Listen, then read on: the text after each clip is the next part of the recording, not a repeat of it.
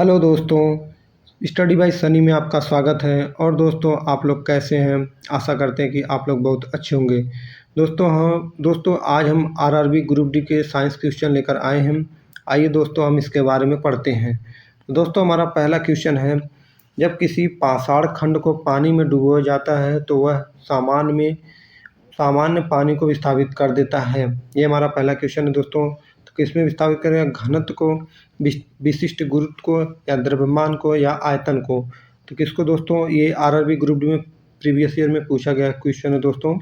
तो किसको? द्रव्यमान को विस्थापित करेगा। तो आर्किमिडीज के सिद्धांत के अनुसार जब हम किसी वस्तु को पानी में पानी में उतारते हैं, डूबते हैं, तो उसको अपने द्रव्यमान के समान पानी को क्या करता है? विस्थापित कर देता है। तो वो पानी के ऊपर एक आभासी प्रतीत होता है, मतलब कि हटाए गए द्रव के बराबर का वजन हो जाता है। तो ये द्रव्यमान के पर निर्भर करता है। तो विस्थापित जो होता है द्रव्यमान के निर्भर पर। तो हमारा कौन सा सही होगा दोस्तों? पहला का सी नंबर। नेक्स्ट क्वेश्चन हमारा दोस्तों, ये बताइए आप लोग, पी तथा एन प्रकार के दो अर्धचालक हैं। जब संपर्क में लाए जाते हैं तो वे जो पी एन संधि बनाते हैं वह किस रूप में कार्य करती हैं? दोस्तों, जब कोई पी और तथा एन प्रकार के दो अर्धचालक होते हैं, जब वो संपर्क में एक दूसरे के पास लाए जाते हैं तो वे जो पी एन संधि बनाते हैं, जो पास में आने के बाद जो एक जोड़ बनाते हैं, संधि बनाते हैं, तो वो किस रूप में कार्य करते हैं? तो चालक के, प्रवर्धक के, दृष्टकारी या दोलित। दोस्तों, ये जो दृष्टकारी से बोलते हैं, रेक्टिफायर भी बोलते हैं। रेक्टिफायर नाम आपने लोग सुना होगा दोस्तों, ये बहुत कम लोग सुने होंगे। तो हमारा कौन सही होगा? ऑप्शन नंबर सी हमारा सही होगा। ऑप्शन नंबर सी हमारा दोस्तों यही सही होगा। रेक्टिफायर जो होता है ये सही होता है दोस्तों, आप लोग यही सुने होंगे। तो ये क्या करते हैं कि ये पी एन जो संधि बनाते हो वो रेक्टिफायर के रूप में कार्य करते हैं। तो हमारा ऑप्शन नंबर सी सही होगा। ये भी दोस्तों पूछा गया क्वेश्चन है, आरआरबी ग्रुप डी एनटीपीसी दोनों में पूछा गया क्वेश्चन है। नेक्स्ट क्वेश्चन हमारा दोस्तों, ये बताइए आप लोग, निम्नलिखित जोड़ों में से कौन सा मेल नहीं खाता? कौन सा इसमें से मेल नहीं खाता है? तो बताइए दोस्तों, ये ये धातु हैं, ये तत्व हैं, उनके अयस्क में हैं। तो बताइए, हेमेटाइड ये तांबा का अयस्क है, बॉक्साइड एल्युमिनियम का, या मोनाजाइट थोरियम का, या पिच ब्लेंड यूरेनियम का। तो कौन सा इसमें मेल नहीं, इसमें सही नहीं है। बाकी तीन सही है, एक गलत है। तो कौन सा है दोस्तों? तो आपने इसका भी सुना दोस्तों, हेमेटाइड जो होता है ये लोहे का अयस्क होता है। हेमेटाइड जो होता है ये लोहे का अयस्क होता है, ये तांबा का नहीं होता है। ये क्यूपराइट होता है। तांबा का ये होता है कॉपर। क्यूपराइट होता है दोस्तों। तो ये तांबा का होता है। हेमेटाइड जो होता है ये लोहे का होता है, तांबा का नहीं होता है। तो हमारा ऑप्शन नंबर ए सही होगा। तो हमारा ऑप्शन नंबर ए सही होगा। हेमेटाइड जो होता है लोहे का होता है, तांबा का नहीं होता है दोस्तों। बाकी सब सही है। बॉक्साइड एल्युमिनियम का होता है, मोनाजाइट थोरियम का होता है, पिच ब्लेंड यूरेनियम का होता है। तो हमारा 3 का ऑप्शन नंबर ए सही होगा। नेक्स्ट क्वेश्चन हमारा दोस्तों, ये बताइए आप लोग, जिस सीमेंट में चूने की मात्रा अधिक होती है वह है। कोई चूना होता है दोस्तों, जब उसमें सीमेंट की मात्रा अधिक कर देते हैं तो उस समय क्या होता है? कौन सी परिघटना होती है? सेट करने के दौरान चटक जाता है, धीरे धीरे सेट होता है, जल्दी सेट हो जाता है, अधिक मजबूत हो जाता है। तो बताइए दोस्तों, बताइए आप लोग कौन सा होगा? तो ये होता है दोस्तों, सेट करने के दौरान चटक जाता है। सेट करने के दौरान चटक जाता है। तो दोस्तों, ये जब सीमेंट में चूने की मात्रा अधिक हो जाती है दोस्तों, जैसे एग्जांपल के तौर पे अगर आपको अधिक खाना दे दिया जाए तो आप क्या करेंगे? आपको वो नुकसान पहुंचाएगा। तो यही होता है दोस्तों इसमें भी, कि सेट करने के दौरान चटक जाता है, कि अधिक मात्रा होने के कारण वो चटकने लगा, टूट जाता है। बाकी और 3 सही है। धीरे धीरे सेट होता है। तो ये सब गलत होंगे, बस सही हमारा यही होगा। नेक्स्ट क्वेश्चन हमारा दोस्तों, ये बताइए आप लोग, सूची 2 से मिलाएं। बताइए आप लोग दोस्तों, ये तो आसान क्वेश्चन है, कुछ आप 2-3 मिला लीजिए, उसमें मिल जाएगा आप लोगों को।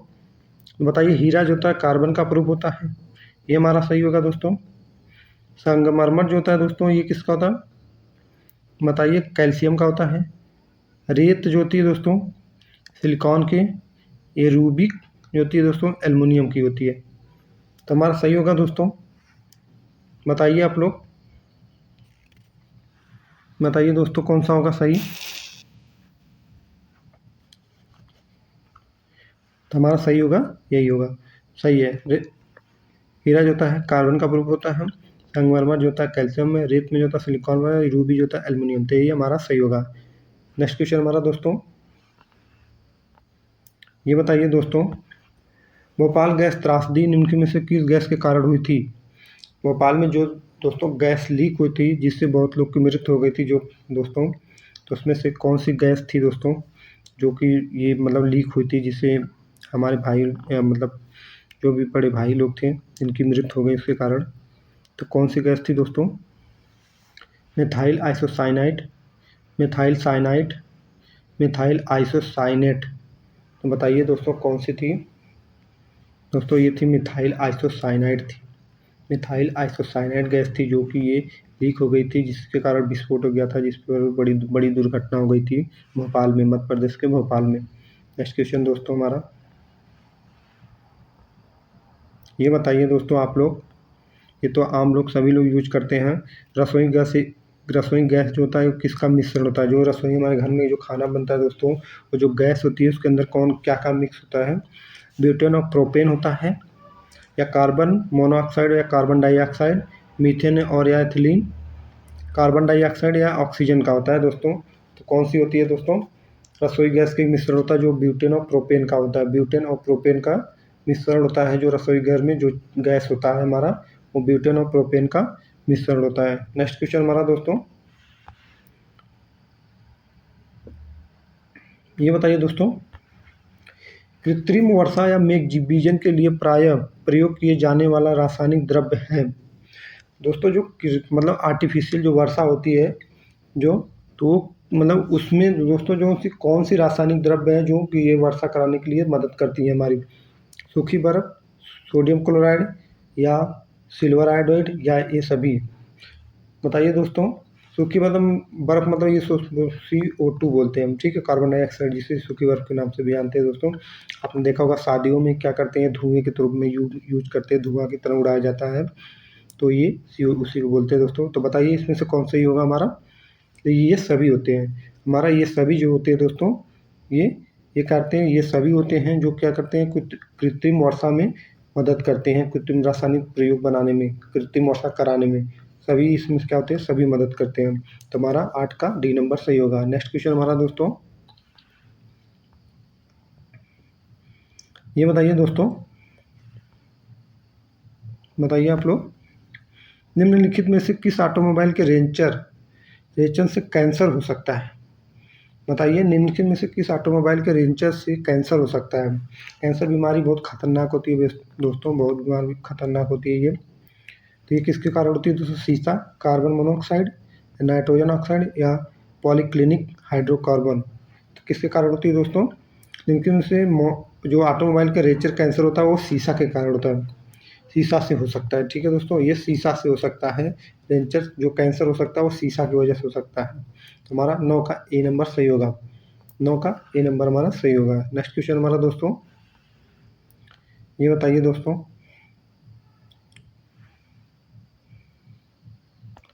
बताइए दोस्तों, क्लोरोफॉर्म के संबंध में निम्नलिखित में से कौन सा कथन सही है। क्लोरोफॉर्म के संदर्भ में निम्नलिखित में से कौन सा कथन सही है। ये पहला जो था द्रव ईंधन, या संवेदनाहारक, या अग्निशामक। तो बताइए क्लोरोफॉर्म के संबंध में से तो क्या होता है ये दोस्तों, ये क्या होता है, बताइए आप लोग। संवेदनाहारक होता है ये, संवेदनाहारक ये होता है 2 नंबर सिर्फ, फिर 2 किस में दोस्तों, ये ऑप्शन नंबर सी में होता है क्लोरोफॉर्म, ठीक है, क्लोरोफॉर्म ये option number D C number सही होगा। नेक्स्ट डी में देखते हैं क्या है, नहीं ऑप्शन सी ही सही होगा। कौन सा, ऑप्शन सी, ये संवेदनाहारक होते हैं, ठीक है। नेक्स्ट क्वेश्चन हमारा दोस्तों, ये बताइए आप लोग,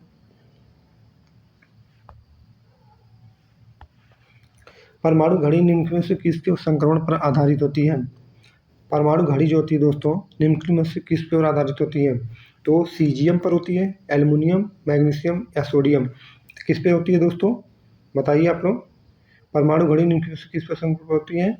तो सीजियम पर होती है। सीजियम पर आधारित होती है दोस्तों, सीजियम पर आधारित होती है। सीजियम एक प्रकार का धातु होता है जो कि इसका प्रयोग किया जाता है। तो हमारा ऑप्शन नंबर ए सही होगा, 11 का ए नंबर हमारा सही होगा।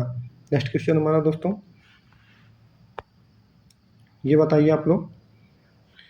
दोस्तों ये तो आसान क्वेश्चन, मैं तो आप लोगों को बहुत बार पढ़ा चुका हूँ, बहुत बार बता चुका हूँ। ये दोस्तों बहुत बार पूछा गया क्वेश्चन है दोस्तों। ये आपको ट्रिक भी बताया था मैं, आप उसको ध्यान रखना और उस ट्रिक से बताना आप लोग कि कौन सा सही होगा। तो बताइए दोस्तों, इलेक्ट्रॉन की खोज किसने की थी? तो जे थॉमसन ने की थी। वही प्रोटॉन की खोज किसने की थी? तो गोल्ड स्टीन ने की थी। दोस्तों प्रोटॉन की खोज गोल्ड स्टीन ने की थी, जो कि नामकरण जो किए थे रदरफोर्ड ने किए थे। रदरफोर्ड ने किए थे खोज। प्रोटॉन की खोज गोल्ड स्टीन ने की थी, लेकिन जो नाम दिए थे वो रदरफोर्ड ने दिए थे। दोस्तों वही न्यूट्रॉन जो था, न्यूट्रॉन वो जेम्स चैडविक ने दिए थे, जेम्स चैडविक। और रेडियो एक्टिविटी की खोज जो थी मैडम क्यूरी ने की थी। तो डी का 3 नंबर। तो कौन बताइए दोस्तों। तो ये आपको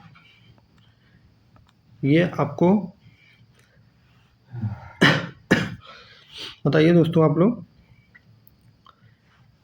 हाँ तो हमारा ये सही होगा। इलेक्ट्रॉन की खोज जे थॉमसन, प्रोटॉन की गोल्डस्टीन, न्यूट्रॉन की Chadwick, radioactivity madam Curie ने की थी। तो हमारा 12 का ये सही होगा दोस्तों। तो नेक्स्ट क्वेश्चन हमारा दोस्तों, ये ट्रिक आपने बताया, कमेंट कर बताइए कि ट्रिक कौन सी थी दोस्तों। ट्रिक थी दोस्तों जो थी, बताओ आप लोग।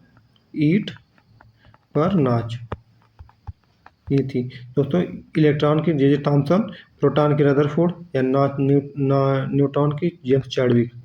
तो ये हमारा ट्रिक था दोस्तों। नेक्स्ट क्वेश्चन हमारा दोस्तों, ये बताइए दोस्तों। पहले आप क्वेश्चन पढ़ लीजिए, फिर मैं आपको आंसर दिखाता हूँ। मुक्त वायु में खुला छोड़ने पर लोहे पर जंग लगता है। वायु का कौन सा घटक लोहे पर जंग लगने से उत्तरदायी है? तो दोस्तों ये पूछा गया क्वेश्चन कि यदि आप कोई लोहे की छड़ या लोहे की कोई भी धातु एक जमीन पर फेंक देते हैं तो कुछ समय बाद उसमें क्या होता है, जंग लग जाता है। जंग क्यों लगता है दोस्तों? वायु में विद्यमान ऑक्सीजन के कारण, या वायु में विद्यमान कार्बन डाइऑक्साइड के कारण, या वायु में उपस्थित नमी के कारण। तो किसके कारण दोस्तों बताइए। नीचे दिए गए कोड का प्रयोग सही उत्तर चुनिए। या सभी होने के कारण, ये बताइए आप। सभी, या एक या दो होने पे, या दो, या दो तीन। तो कौन सा होगा दोस्तों बताइए आप लोग।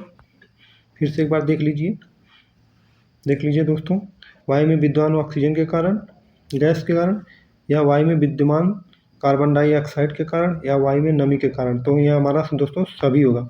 क्या होगा? सभी की उपस्थिति के कारण जो होता है कि, सभी की उपस्थिति के कारण क्या होता है कि वो जो हमारा जो मतलब लोहे की छड़ होती है या कोई भी धातु होता है उसमें जंग पकड़ लेता है।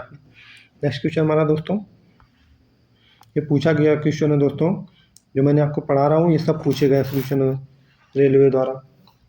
बताइए आप। परमाणु ऊर्जा के उत्पादन में प्रयोग किए जाने वाला आइसोटोप निम्न में से कौन सा है?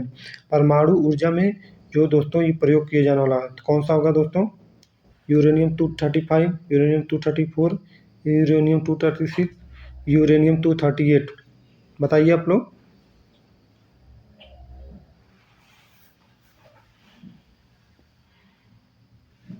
बताइए दोस्तों आप लोग। यूरेनियम 235 का प्रयोग किया जाता है परमाणु ऊर्जा में। यूरेनियम 235 का प्रयोग किया जाता है। तो ऑप्शन नंबर ए 14 का ए सही होगा। नेक्स्ट क्वेश्चन हमारा दोस्तों, ये बताइए। कोयले की खादानों में प्राय विस्फोट वाली गैस कौन सी है? दोस्तों जो कोयले की खादान होती है जिसमें से कोयला प्राप्त किया जाता है, जैसे हमारे कुछ राज्य झारखंड, उड़ीसा, छत्तीसगढ़, इसमें कोयले की खादान बहुत पाई जाती है दोस्तों। इसमें से जो विस्फोटक पदार्थ गैस निकलती है तो वो गैस कौन सी होती है दोस्तों? हाइड्रोजन, मीथेन, वायु, या इनमें से कोई नहीं। तो कौन सी होती है दोस्तों? मीथेन गैस पाई जाती है। ये जो होती है दोस्तों दलदली इलाकों में, या जहाँ भी बहुत ज़्यादा कचरा इकट्ठा हो, या गैस गोबर प्लांट में जो मतलब जो गोबर होता है उसमें ये सब क्या होती है, मीथेन गैस वहाँ पाई जाती है, जो ये विस्फोटक के करती हैं, विस्फोटक का कार्य करती हैं। ये कोयले की खदान में क्या पाते हैं? मीथेन गैस पाई जाती है। नेक्स्ट क्वेश्चन हमारा दोस्तों, बताइए आप लोग। ये बताइए दोस्तों, आपको 5 मिनट का समय देते हैं हम।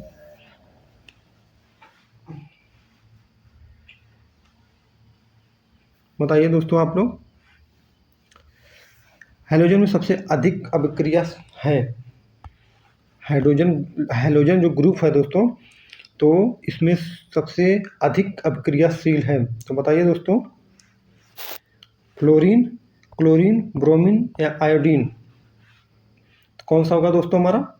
हैलोजन में सबसे अधिक जो अभिक्रिया होता है दोस्तों, अभिक्रियाशील धातु जो तत्व है हमारा, वो होता है फ्लोरीन। फ्लोरीन जो होता है दोस्तों, ये सबसे अभिक्रियाशील होता है।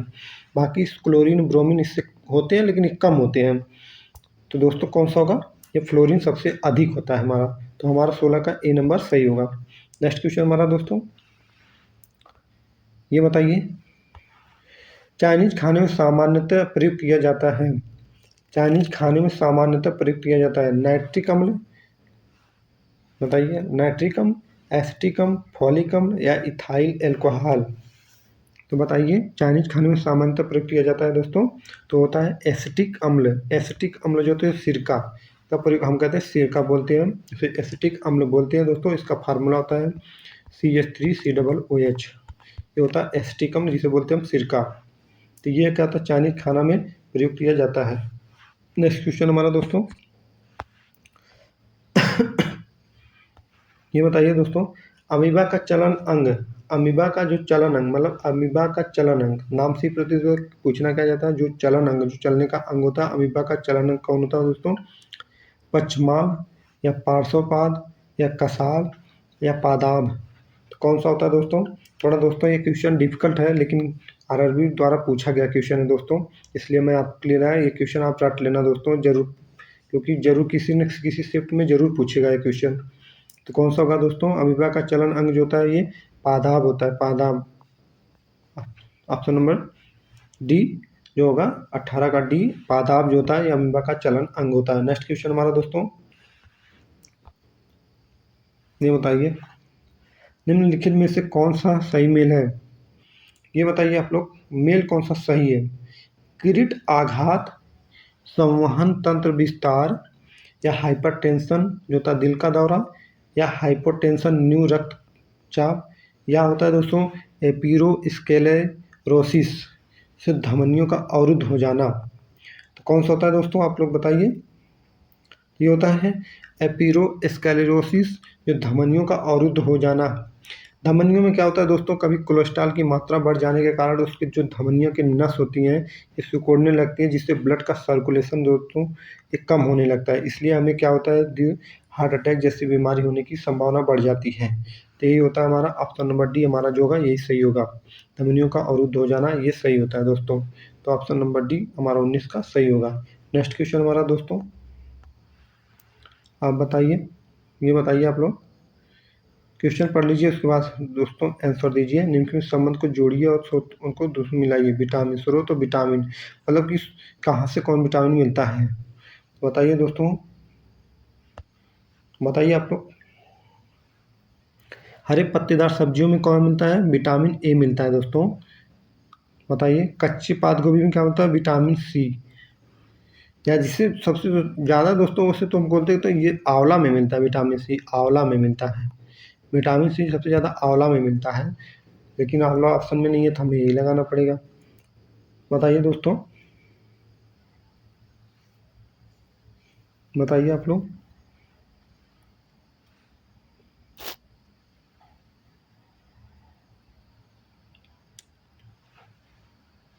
ये बताइए, मधुकर खमीर जो होता है विटामिन बी में होता है, विटामिन बी में।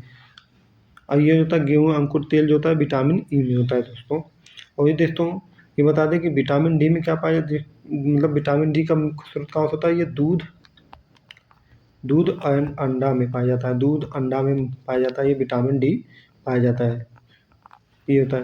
विटामिन सी को अस्कर्बी कहते हैं, विटामिन बी को दोस्तों थायमिन कहते हैं, विटामिन ए को रेटिनॉल कहते हैं, विटामिन डी को कैल्सीफेरॉल कहते हैं, और वही विटामिन ई को क्या बोलते हैं दोस्तों? टोकोफेरॉल। तो ये होता है दोस्तों, ये हमारा विटामिन के नाम थे, ये पाने के स्रोत थे। हरी सब्जियों पत्तेदार सबसे ज़्यादा पालक में दोस्तों पाई जाती है, पालक। पालक में क्या होता है? आयरन पाया जाता है। पालक में क्या पाया जाता है दोस्तों? पालक में जो पाया जाता है वो आयरन पाया जाता है, आयरन। आयरन जिससे एनीमिया रोग कमी, एनीमिया रोग हो जाता है पालक की, मतलब आयरन की कमी से। तो आयरन पाया जाता है दोस्तों, आयरन होता ही। और इसे बोलते हैं दोस्तों रेटिनॉल। रेटिनॉल में क्या होता है, गाजर जो होता है, इसमें रतौंधी रोग का, इसमें गाजर का मुख्य स्रोत होता है। गाजर, गाजर आप लोगों ने देखा होगा दोस्तों, गाजर ये होता है रतौंधी रोग होता है विटामिन ए की कमी से। इसमें गाजर खाने से क्या होता है, हमारी आँखें सही रहती हैं, इसमें रतौंधी रोग की संभावना कम हो जाती है। तो हमारा नेक्स्ट क्वेश्चन हमारा दोस्तों, अगर आप क्वेश्चन देख लीजिए दोस्तों, फिर आंसर देना, पढ़ लेना। नेक्स्ट क्वेश्चन हमारा दोस्तों, क्वेश्चन थोड़ा बड़ा था इसलिए दोस्तों एडजस्ट होने में प्रॉब्लम हो रही है, तो इसलिए मैं आपको आगे पीछे करके दिखा दे रहा हूँ। नेक्स्ट क्वेश्चन हमारा दोस्तों, निम्नलिखित में से किसकी सहायता से रुधिर द्वारा ऑक्सीजन ले जाया जाता है?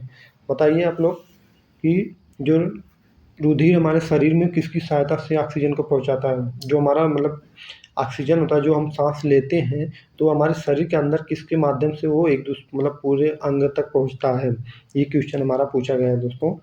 मैं अपनी लैंग्वेज में आपको एक सरल तरीके में समझा के बताना चाहता हूँ कि आपको समझ में आ जाए ये कहना क्या चाहता है क्वेश्चन में। तो बताइए आप लोग, श्वेत श्वेताणु जिसे ल्यूकोसाइट बोलते हैं, जिसे बिम्बाणु श्राम्बोसाइट, जिसे लोहित जिसे आरबीसी से बोलते हैं दोस्तों, आरबीसी एंथ्रेसाइट कहते हैं इसे। एक होता है लस्काणु, ये क्या है दोस्तों, हाँ ये होता है लस्काणु, जिसे लिम्फोसाइट बोलते हैं ये। तो बताइए कौन सा होगा दोस्तों?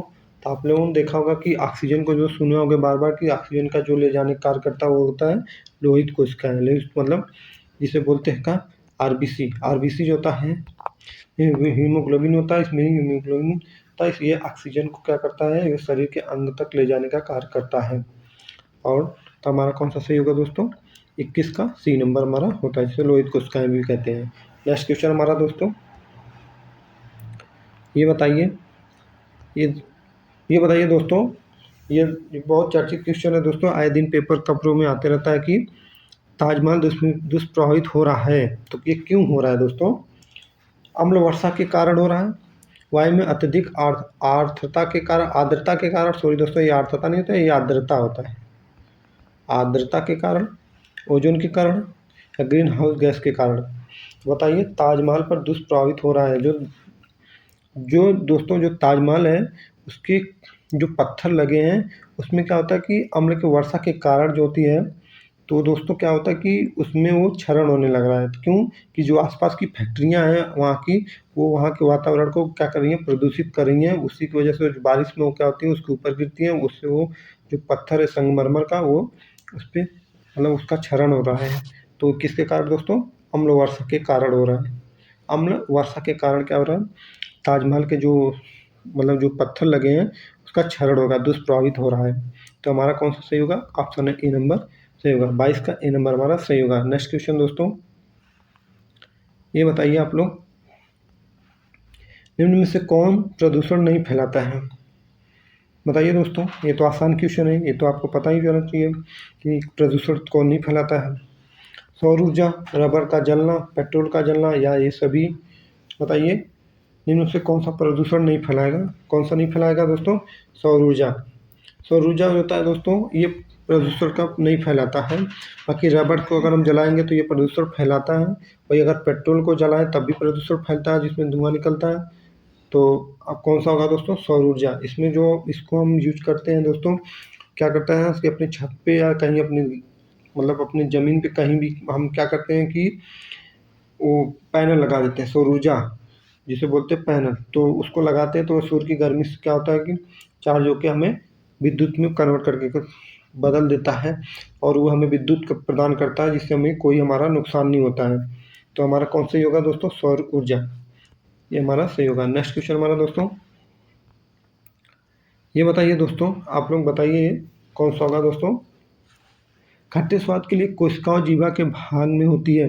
दोस्तों आप बताइए, जो खट्टे स्वाद हमारा जीव, ये ऐसे जीव होता है, मान लीजिए ये हमारा जीव है दोस्तों, तो ये बताइए आप लोग कि इसमें से कौन सा भाग जो होगा जो कि खट्टे स्वाद का हमें आभास कराता है? तो बताइए, मान लीजिए दोस्तों ये हमारा पिछला भाग है, ये पिछला है, ये हमारा आगे का भाग है, अगले का है। तो ये बताइए दोस्तों, तो एक देखिए 4 भागों में डिवाइड होता है दोस्तों, ये 4 भागों में डिवाइड होता है। ये से यहाँ से दो और होते हैं दोस्तों, सॉरी दोस्तों, नेक्स्ट बनाता दूसरा, फिर से बनाता हूँ दोस्तों, आपको समझाता हूँ बढ़िया से। ये होता, मान लीजिए ये अगला हो गया भाग, ठीक है दोस्तों, ये पिछला होगा, उसके पीछे, ये उसके पीछे होगा, आप कह सकते हैं दोस्तों। यहाँ पे थोड़ा सा ये वाला एरिया होता है, तो ये आगे का हिस्सा होता है, ये पीछे का होता है, ये ठीक है, ये मीठा ये तीखा होता है दोस्तों, ये आगे का मीठा पीछे का तीखा होता है। उसके बाद दोस्तों ये मध्य, जो ये एक मध्य, एक मतलब एक आगे पीछे से थोड़ा आगे और एक आगे से थोड़ा पीछे होता है, यहाँ पे ये वाला हिस्सा मान लीजिए ये वाला। तो हमारा जो होता है दोस्तों, ये वाला जो होता है, ये वाला हिस्सा, ये पार्श्व जो होता है, ये वाला जो होता है खट्टे स्वाद का आभास कराता है, खट्टा स्वाद का आभास कराता है ये वाला हिस्सा, मतलब पीछे का एकदम नहीं, पीछे से थोड़ा आगे वाला हिस्सा, इसलिए जो होता है हमारा खट्टे का आभास कराता है। 24 का हमारा जो होता है दोस्तों डी नंबर, ये हमारा सही होगा। नेक्स्ट क्वेश्चन हमारा दोस्तों, ये बताइए निम्न में कौन कारिक उर्वरीकरण कहलाता है, कारिक उर्वरीकरण कहलाता है, ये बताइए। त्रिगुण संलयन, प्रजनक उर्वरीकरण, युग्मक संलयन, या दोस्तों निषिक्तांड के साथ नर युग्म कोदभिदि का संलयन। तो बताइए दोस्तों, ये उर्वरीकरण समझकर आप उर्वरीकरण मत लगाना, ये नहीं सही होगा दोस्तों। जो हमारा त्रिगुण संलयन, त्रिगुण संलयन ये हमारा सही होगा। 25 का ए नंबर हमारा सही होगा। तो आशा करते हैं दोस्तों आप लोग को आज का हमारा क्वेश्चन सेशन सही अच्छा लगा होगा। दोस्तों हमारे चैनल को लाइक सब्सक्राइब और शेयर करिए और हमें सपोर्ट करिए। धन्यवाद दोस्तों।